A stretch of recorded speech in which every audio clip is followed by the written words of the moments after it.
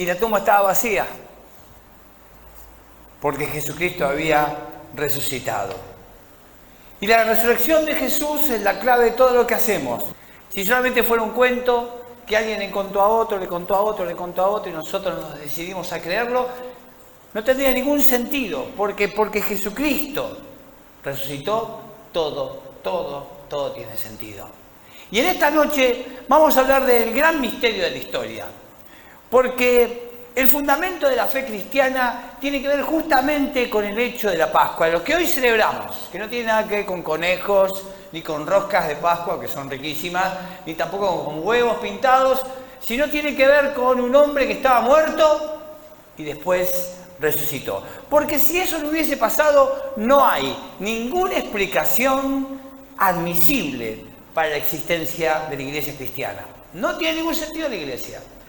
Si esto fuera simplemente porque alguien dio una enseñanza y se la dijo al otro, o porque inventó un cuento y se lo contó a otro, no tendría ningún sentido que más de 2.400 millones de personas hoy, este domingo, están celebrando la Pascua, en diferentes idiomas que ni podemos imaginar, en lugares que no sabemos dónde están recordando a un carpintero que no viajó más de 50 kilómetros a la redonda, que vivió solamente 3 años de ministerio público, donde se notó, que murió a los 33 años, que no dejó nada escrito, que no le dijo a sus seguidores que compartieran sus enseñanzas y que más de 1/3 de la población mundial hoy celebre que Jesucristo vive, es el gran misterio de la historia.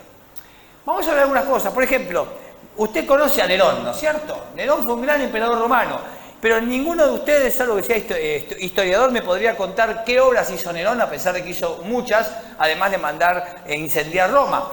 Pero todos conocemos a Nerón porque Nerón mandó matar a los cristianos en el circo romano. ¿Se acuerdan de eso? Todo el mundo sabe que los leones se alimentaban de cristianos. Y Nerón, que fue un gran emperador, hoy simplemente es una nota al pie de la historia de Jesús. César Augusto fue el primer emperador romano. Un hombre que hizo unas modificaciones tremendas, unas reformas en el Imperio Romano como ningún otro emperador hizo. Sin embargo, casi ninguno de nosotros que está acá, salvo que seas un historiador, va a poder decirme alguna de esas reformas, y todos sabemos que César Augusto fue el emperador romano cuando nació Jesús, terminando siendo solamente César Augusto una nota al pie de la historia de la Navidad.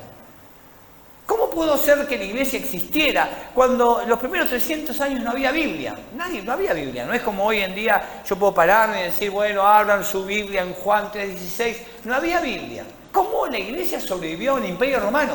Imagínense que el imperio romano era un imperio más grande que cualquiera de las potencias o superpotencias que ustedes imaginen ahora. Tenía el poder sobre todo. Y los romanos quisieron destruir al cristianismo y no pudieron. Los judíos también quisieron destruir al cristianismo y no pudieron. ¿Cómo es que sobrevivió el cristianismo a Roma, siendo que hoy el Imperio Romano no existe y por supuesto hay muchísimos más cristianos que judíos ortodoxos? Cuando uno también analiza cómo se forman las religiones y los grandes movimientos históricos, vemos que la forma en la cual se formó la iglesia cristiana no tiene nada que ver con todos los demás movimientos. En casi todos los movimientos históricos grandes lo que pasó fue, había un movimiento de liberación que necesitaba ser guiado por alguien, de repente surgió un hombre, una mujer que decía ciertas cosas, la gente decía, sí, sigamos a este hombre, esta mujer, entonces mucha gente se levantaba, rompía el status quo del momento, y cuando la persona moría, sus seguidores que decían, bueno, sigamos las escrituras que este hombre dejó y vayamos hacia adelante y armemos un movimiento, y así surgieron un montón de movimientos históricos. Por ejemplo, ¿cómo resultó que la religión musulmana es tan grande hoy?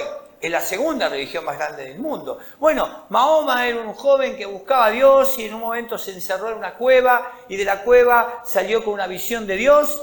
Y Mahoma compartió primero con sus amigos, después con su comunidad, la gente empezó a seguirlo, las tribus de aquel tiempo árabes eran muy pobres, creían un montón de dioses, él los hizo seguir a un dios solo, entonces todas las tribus se unieron y conformaron grandes naciones árabes, y Mahoma fue un gran líder, tuvo un gran ejército, y este hombre que cuando murió, Los seguidores dijeron, bueno, ¿qué vamos a hacer con él? Él murió, tenemos que seguir sus enseñanzas. Quisieron elegir al hijo y después eligieron a un político, hubo división, pero es muy fácil entender cómo se desarrolló la iglesia y el movimiento musulmán.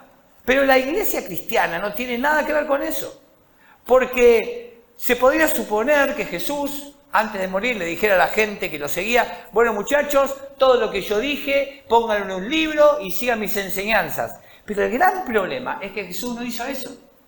No dejó nada escrito y sin embargo la iglesia que él fundó hoy todavía existe. Y vos sos parte de ella. ¿Cómo sucedió todo esto? El mensaje de Jesús. Jesús nunca abogó, por ejemplo, por ningún tipo de liberación o revolución. Como él era el Mesías, todo el mundo esperaba que viniera Jesús y nos despendíamos de los romanos de una vez por todas. Pero cada vez que Jesús quiso ser seducido a hacer una revolución, él dijo cosas como la siguiente. Cuando le preguntaron si tenían que dar impuestos o no, entonces él dijo, denle entonces al emperador lo que es del emperador y a Dios lo que es de Dios. Cuando él habló de un reino, y también la gente quería hacerlo rey, él dijo lo siguiente, mi reino no es de este mundo. Cuando Jesús fue llevado a juicio, que los judíos querían demostrar que era un sedicioso, un hombre peligroso, él se enfrentó con Pilato y Pilato cuando lo escuchó terminó diciendo lo siguiente, no encuentro que este hombre sea culpable de nada. Y siempre recuerden que a un gobernador romano no le hacía nada decir que era malo este tipo y matarlo, porque él quería estar bien con el emperador. Entonces lo único que quería era estar bien, pero Jesús no era peligroso. Jesús no era peligroso, no era revolucionario. Con respecto a los judíos, parecía que él no quería cumplir la ley. Él dijo lo siguiente, no crean que vine a quitar la ley, ni a decir que la enseñanza de los profetas ya no vale. Al contrario, vine a darles su verdadero valor.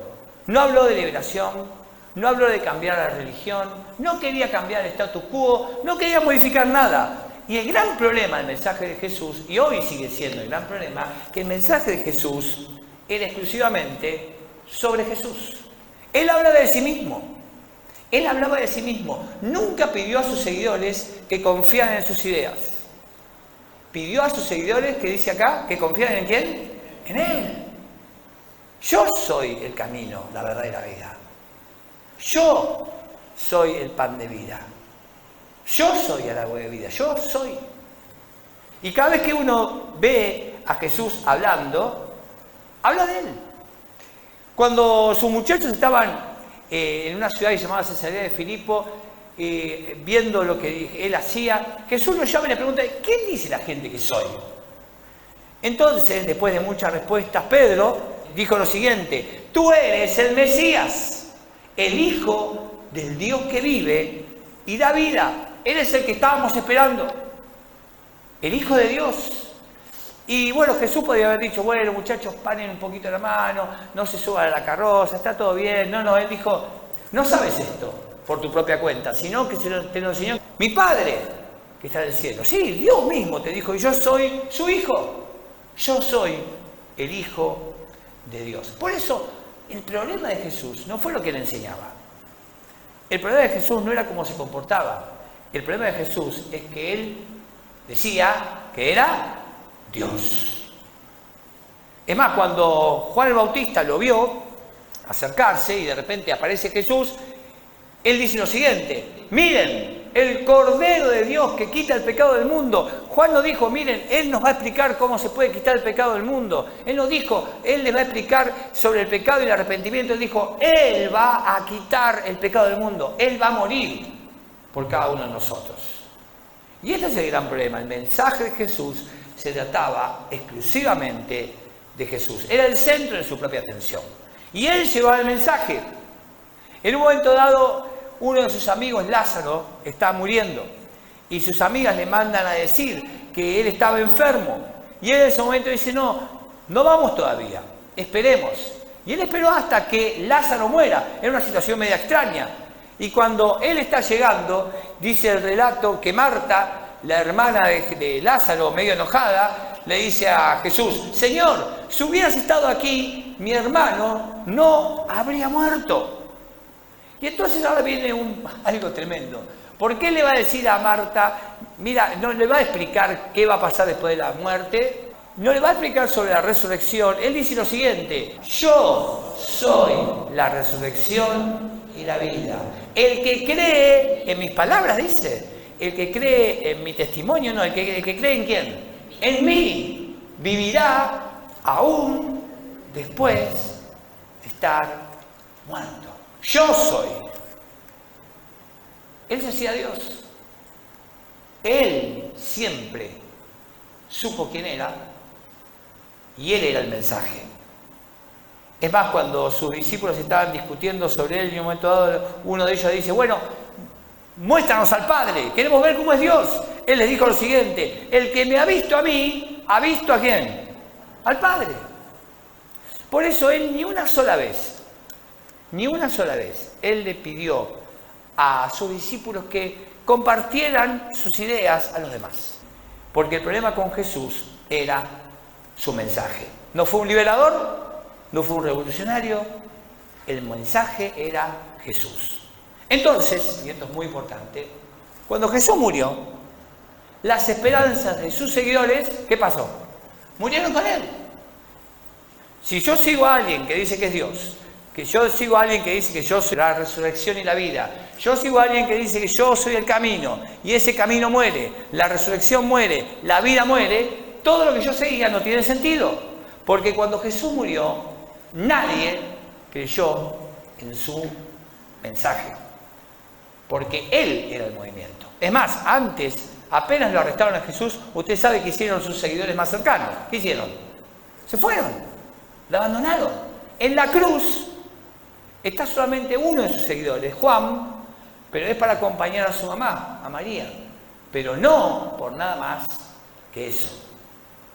Lo que quiere decir es lo siguiente: no había ningún seguidor de Jesús cuando Jesús estaba en la cruz. No había nadie que creía en Jesús cuando Jesús estaba muriendo. Y nadie esperaba que Él resucite.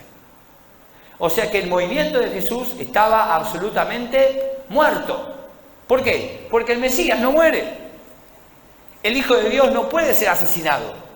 La resurrección y la vida no puede ser crucificada. Entonces ahí viene la pregunta que hicimos al principio, el misterio de historia.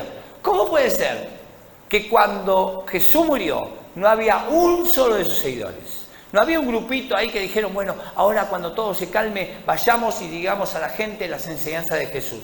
No había nadie. Es más, usted sabe que sus seguidores más cercanos volvieron a pescar. Se fueron a sus negocios. Porque habían perdido 3 años de su vida siguiendo a un hombre que ahora estaba muerto.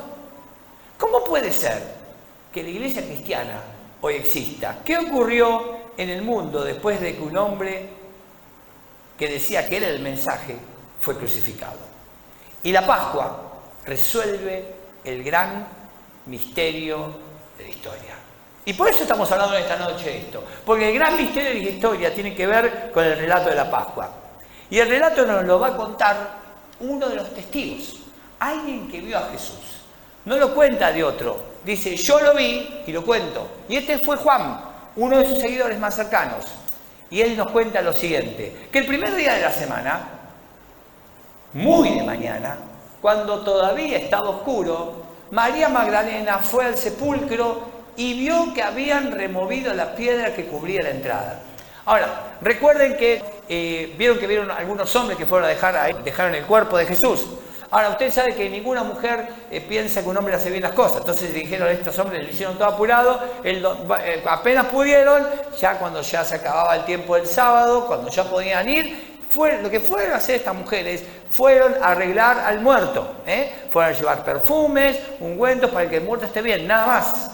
Nadie fue a ver a alguien que iba a resucitar. ¿Estamos de acuerdo con esto? Las mujeres fueron a ver a quién, a un muerto. Por lo tanto, cuando María Magdalena ve que la piedra estaba corrida, ¿qué dijo? ¿Resucitó? No, miren, acá al lado de la tumba no había gente esperando, diciendo 10, 9, 8, 7, 6, 5, 4, 3, 2, 1, resucitó. No había nadie, no había pancartas, no habían llamado al Jerusalem Post para que viniera a cubrir la nota, no había gente mostrando en las redes sociales, no había nadie. Nadie esperaba que Jesucristo estuviera vivo, nadie. Y el relato continúa y dice que entonces estas mujeres, que es interesante, ¿no? Porque las mujeres en aquel tiempo no tenían ninguna credibilidad. En aquel momento, cuando una mujer iba a testificar en un juicio, no le creían. Entonces, ¿por qué un relato que quiere mentir sobre un hombre que resucitó pone una mujer? ¿Qué le parece? ¿Por qué lo ponen?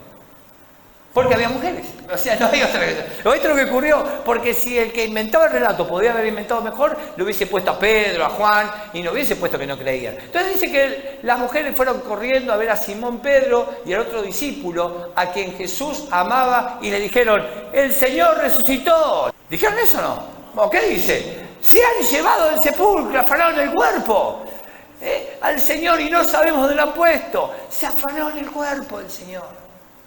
Estaban tristes porque no estaba el cuerpo. Es como que usted va a una tumba de un ser querido, no está el cuerpo. Eso es lo único que está en su cabeza. Entonces, Lucas, que pone las cosas en orden como él quería, nos cuenta un detalle que Juan no cuenta. Y los discípulos cuando escuchaban esto, ¿ustedes qué imaginan que pensaron? Miren lo que piensan, dice. Los discípulos pensaron que lo que ellos decían era verdad. No, ¿qué dijeron? Cuando dijeron que el cuerpo no estaba. Ellos pensaban que era una locura y no les creyeron. Nadie creía, nadie esperaba nada, de nada. El movimiento estaba muerto. No había iglesia, no había gente que creía, no había ningún seguidor. Entonces Pedro y el otro discípulo, que era Juan, se dirigieron al sepulcro. Ambos fueron corriendo y una buena carrera, parece que Juan era más rápido. El otro discípulo corría más rápido que Pedro, llegó primero al sepulcro, inclinándose, se asomó y vio allí las vendas, pero no entró. ¿Por qué no entró? Porque es una tumba. ¿Usted entraría en una tumba? No, te quedas ahí mirando. Pedro, como era más arrebatado, dice que llegó y entró al sepulcro, vio allí las vendas y el sudario que había cubierto la cabeza de Jesús, y aunque el sudario no estaba con las vendas, sino enrollado en un lugar aparte. Y acá viene lo lindo, pues Juan, después de que se había quedado como su amigo entró, él va y dice, en ese momento Juan entró también, y el que había llegado primero al sepulcro, y que dice ahí, veamos al final, vio y creyó. ¿Cuándo creyó? Cuando se dio cuenta de que Jesús había resucitado. Por eso, los seguidores de Jesús no volvieron a comprometerse por algo que Jesús enseñó. Los seguidores de Jesús volvieron a comprometerse debido a alguien que vieron. Jesús había resucitado. El relato nos cuenta después que Jesús se presentó a los discípulos, se comió un asadito ahí también. Jesús estuvo dando vuelta y más de 500 personas fueron testigos de Jesús vivo. Él había sido visto por un montón de personas. Y ya empezaron, imagínense, que entre la gente que en Jerusalén ya había un vecino, un pariente, el almacenero de la esquina, que habían visto a Jesús. Entonces, lo vi a Jesús, viste que el que mataron el otro día estaba vivo. Pero todo el mundo estaba sabiendo que Jesús estaba vivo. Y había todo un movimiento. Cuando Jesús lo matan, era la época de la Pascua. Venían gente de todas partes de Jerusalén. Había un montón de gente en Jerusalén, de todos lugares. Había unas semanas, hasta 40 días hasta que viniera la fiesta de Pentecostés, y esa gente se quedaba por allí. Y había muchísima gente que había visto cómo habían matado a Jesús dando vuelta por ahí. Y entonces es muy fascinante que Pedro, ¿se acuerdan que Pedro en un momento dado, cuando estaba Jesús siendo enjuiciado, él va cerquita y un adolescente dice, este estuvo con Jesús, yo lo conozco. Y él dijo, no tengo nada que ver con ese hombre. No tengo nada que ver con él. Él estaba asustadísimo. Pedro era un tipo asustado. Pero luego vio a Jesús resucitado. Y entonces fue a las calles de Jerusalén y empezó a predicar. Pero él no empezó a enseñar enseñanza de Jesús. Él fue a contar lo que vio y dijo lo siguiente: este Jesús, ustedes lo crucificaron, Dios lo ha hecho, ¿qué cosa? Señor y Cristo, sí, ustedes, sí, si yo te veía a vos, decías, crucifíquenlo, crucifíquenlo. Bueno, este está vivo. Y entonces viene la clave de por qué existe la iglesia cristiana. Dice, y a este Jesús, Dios que hizo, lo resucitó. Y fíjense esta frase, porque de esto depende todo lo que nosotros creemos. Y de ello, todos nosotros somos, ¿qué cosa? Testigos, lo vimos, no me lo contaron, no está inventado, yo lo vi. Yo comí un asadito con él, me saqué una selfie, lástima no había selfies hace tiempo. Estuve con Jesús. Ahora arrepiéntanse y pidan perdón. Por eso le dijo en el versículo 38 de Hechos 2, arrepiéntanse de lo que hicieron. Bautícense en el nombre del Señor Jesús para que Dios les perdone todos sus pecados. Volvamos atrás. Ninguno de estos hombres seguía a Jesús. Todos se fueron cobardemente a sus lugares de trabajo. Y es más, mucho tiempo estuvieron escondidos porque tenían miedo que los maten a ellos. Si mataban al maestro, a ellos los mataban. De repente estos mismos hombres, escuchen bien esto, estos mismos hombres, cobardes hasta hace un minuto, ahora son los tipos más valientes. Es más, todos estos hombres van a terminar muriendo de alguna manera tremenda por seguir a Jesús. Y le decían, no cuenten más que Jesús está vivo. ¿Y qué hacían ellos? Mirá, si querés matame, pero Jesús resucitó. Pero te vamos a matar. Jesús resucitó. Te matamos y mataban a uno. Entonces el otro decía, bueno, en cualquier momento me matan a mí. No importa, Jesús resucitó. Y así fue que la iglesia cristiana se desarrolló por el testimonio de uno tras otro, de los testigos que vieron a Jesús. Por eso, la resurrección de Cristo resuelve el mayor misterio de la historia. ¿Cómo es posible que hoy, año 2024, acá en el sur del continente americano, estemos hablando de un carpintero judío que vivió solamente 3 años de vida pública? Porque ese hombre dijo que iba a resucitar y ¿qué hizo? ¡Lo hizo! Y él está vivo. Si un hombre puede predecir su propia muerte y su resurrección y lograrlo, yo sigo y creo lo que ese hombre dice. Y esa es la clave de todo lo que hacemos. ¿Por qué estamos acá? ¿Por qué cantamos? ¿A quién le cantamos? ¿Por qué nos reunimos cada domingo acá y decimos Jesucristo resucitó? ¿Por qué? Porque Él resucitó. Porque Él está vivo. Y porque cada uno de los que estamos acá, o muchos de los que estamos acá, algún día decidimos creer en Él. Porque esa es la clave de una vida que cree. Y tenemos que seguir sus palabras y creer. Por eso, porque afirmó haber muerto por tu pecado y luego resucitó de entre los muertos y fue visto por quienes mejor lo conocían, hoy Jesús te invita a vos también a que creas en Él.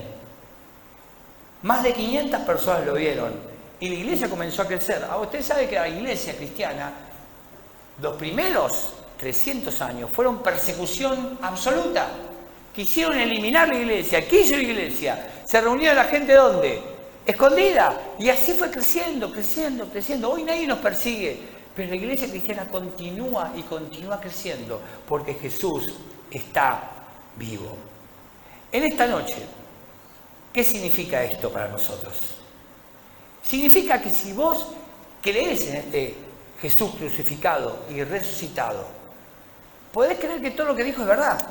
Podés creer que cuando vos estás lleno de miedo, y seguramente algún miedo tenés en tu vida, Él te da una fe que aplasta el miedo. ¿Cuántos creen eso? Fe que aplasta el miedo. Cuando estás en medio del sufrimiento, en medio del dolor, y puede ser que alguno de ustedes hoy esté en medio del sufrimiento, del dolor, tenés esperanza en medio del sufrimiento. Cuando las cosas están llenas de incertidumbre, y seguramente vos en algún área de tu vida estás con mucha incertidumbre, podés tener alegría en medio de la incertidumbre. Podés cantar en medio de la confusión. Podés orar. ¿Por qué oramos? ¿A qué oramos? ¿A un ente? ¿A un espíritu? Oramos a un hombre que dijo que iba a resucitar y hoy está vivo. Y Él es Señor, Rey de Reyes, y es el que contesta tus oraciones. ¿A cuántos le contestó Jesús alguna oración? Porque Él está vivo. No le hablamos a una idea, a una religión. Le hablamos a un hombre que vive. Y lo más interesante es lo siguiente. Todos nosotros vamos a morir, ¿no es cierto? ¿Y cuál es el mayor miedo de un ser humano? ¿La muerte o no? Cuando estuviste enfermo alguna vez y la cosa se complicaba, ¿qué estabas imaginando? De cómo iba a ser tu tumba, ¿no es cierto? Ya estabas tomándote las medidas, comprando la placa, no sé qué hacías. Pero el miedo a la muerte lo tenemos todos, ¿o no? ¿Es verdad o no? Nadie tiene ganas de morir, o todos ustedes tienen ganas de morir. Muramos ahora, no, nadie quiere morir. Pero cuando uno cree en Jesús, no tenemos miedo a la muerte, porque Él dijo, yo soy la resurrección y la vida. El que cree en mí, aunque esté muerto, vivirá. Y eso también te da esperanza para todos los que partieron antes, ¿no? Porque yo voy a ver a mi papá, vos verás a tus seres queridos, vamos a ver a aquellos que partieron antes que nosotros, porque la muerte no es el fin, ni la muerte puede con aquellos que creen en Jesucristo. Pero también tenés una certeza más linda todavía. Él dijo que iba a volver. Y Él vuelve a buscarnos a nosotros. ¿Amén? La historia tiene sentido, todo tiene sentido. La historia no es comer, trabajar, estudiar, comer, trabajar y después engordar, después seguir engordando y después la vida empieza a caer, hasta que te compras el cajoncito y moriste. La vida es mucho más que eso. La vida es una vida con sentido cuando Jesús está vivo, porque Él afirmó haber muerto por tu pecado y luego resucitó de entre los muertos. Y fue visto por quienes más lo conocían. Por eso, en esta noche, si nunca tomaste la decisión de creer en este Jesús, este es un domingo adecuado para empezar a creer, para dejar de creer que no hay forma de depositar mi confianza en otra cosa. Por ahí confías en vos mismo, en tus fuerzas, en tus ideas. No hay forma. Tenés que poner tu confianza en Jesús. ¿Por qué? Porque Él dijo que iba a resucitar y realmente lo hizo. Y a todos nosotros que ya creímos en algún momento, si no estás bien con Dios, si te empezaste a apartar de Él, hoy es la noche para volver. ¿Por qué? Porque este hombre que resucitó es el único que te da esperanza, es el único que te da vida, es el único que te da alegría, es el único que te da sentido a todo lo que haces. Y no importa más allá de lo que hoy estés viviendo, y puede ser que tu vida hoy no sea lo que vos imaginás, Él está vivo y te quiere dar vida a vos para que puedas disfrutar de esta vida en medio de todas las cosas que pasamos. Por eso en esta noche Jesús te hace y yo te hago la invitación que se viene haciendo hace 2000 años atrás. ¿Por qué no entregas tu vida a Jesús? Pues cuando Él murió en la cruz, la resurrección le dio sentido a todo esto, porque Él venció la muerte y Él quiere perdonar tus pecados. ¿Orarías conmigo? ¿Entregarías tu vida a Jesús en esta noche? ¿Te animás a decirle, sí, Jesús, quiero confiar en vos?